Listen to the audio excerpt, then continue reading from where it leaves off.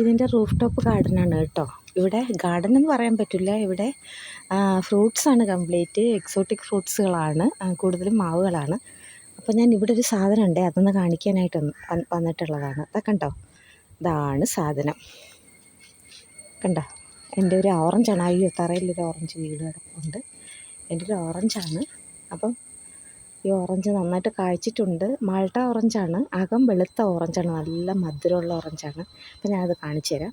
ഒത്തിരി പിടിച്ചു, ഞാൻ കുറച്ച് ഈൽഡൊക്കെ എടുത്തതാണ്, പിന്നെ ബാക്കി നിൽക്കുന്നു. അപ്പം ഞാനിത് 2-3 ദിവസം പഴുത്തൊന്നൊന്നും നോക്കിയില്ല. ഇപ്പോൾ ഇത് എല്ലാം പഴുത്ത് നിൽപ്പുണ്ട് കേട്ടോ. അപ്പം ഞാൻ കാണിച്ചു തരാവേ. അപ്പോൾ ഇതാണ് എൻ്റെ ഓറഞ്ച് പ്ലാന്റ്. അപ്പം ഞാൻ വാങ്ങിയിട്ടിത് 2 വർഷമായി. പക്ഷേ 6 മാസം കഴിഞ്ഞപ്പോൾ തന്നെ നല്ല പൂവിട്ടു. ഇതിപ്പം 3ാമത്തെ തവണയാണ് ഇങ്ങനെ കായ്ക്കുന്നത്. നിറയെ കായ്ച്ചു കേട്ടോ. ആദ്യം ഒരു 3-4 കായ്ച്ചു.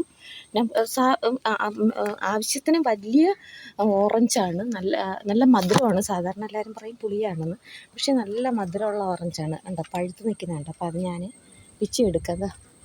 കണ്ടോ, മുകളിൽ ഇപ്പോൾ ഈ കൊമ്പിലൊരു 5-6 പൂ കായായിട്ട് വന്നതാണ്. പക്ഷേ അത് കൊഴിഞ്ഞിട്ട് ഒരെണ്ണം മാത്രമാണ് അങ്ങനെ നിൽക്കുന്നത്. അപ്പം ഇതിൽ നന്നായിട്ട് പിടിക്കും, നല്ല വലിയ ഓറഞ്ചുമാണ്. ആദ്യഘട്ടത്തിൽ അത്ര മധുരം ഇല്ലായിരുന്നു, പക്ഷേ ഇത് കണ്ടോ, ഇപ്പം നന്നായിട്ട് മധുരം വെച്ച് വരുന്നുണ്ട്. ജ്യൂസിയാണ്. പക്ഷേ അകം ഇതുപോലെ ചുവപ്പല്ല, അകം വൈറ്റ് ഓറഞ്ചാണ്. മാൾട്ട ഓറഞ്ച് എന്നാണ് ഇതിന് പറയുന്നത്. അപ്പോൾ ഞാനത് പിച്ച് കാണിച്ചു തരാം കേട്ടോ.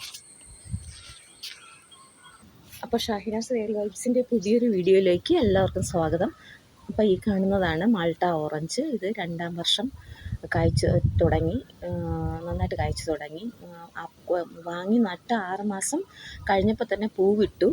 അപ്പോൾ ഇതിൻ്റെ പഴം റൈപ്പാവാൻ വേണ്ടിയിട്ട് നല്ല ഒരു ടൈം എടുക്കും.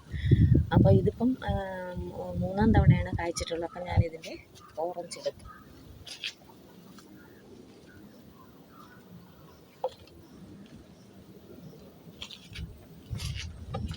ഇത് പഴുത്തിട്ടില്ല.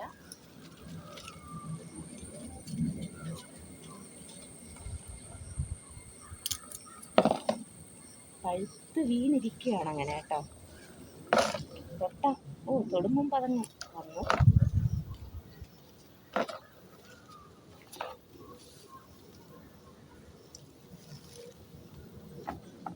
ഒരെണ്ണം പഴുത്ത് ബക്കറ്റിൽ കിടപ്പുണ്ട്, കണ്ടോ.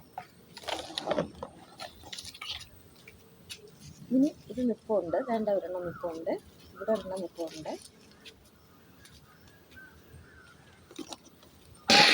പിന്നെ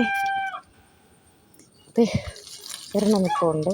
ഇതൊക്കെ നന്നായിട്ട് വലുതാകും. അത്യാവശ്യം വലിപ്പമുള്ള ഓറഞ്ചാണ്. കണ്ടോ, പഴുത്ത് ഇതൊക്കെ അടന്ന് അതിലിരിക്കുമായിരുന്നു. കണ്ടോ, അത്യാവശ്യം വലിപ്പമുള്ള ഓറഞ്ചാണ്. ഇതുണ്ടപ്പോൾ ഈ ഒരു ബക്കറ്റിലാണ് ഞാൻ വെച്ചിട്ടുള്ളത്.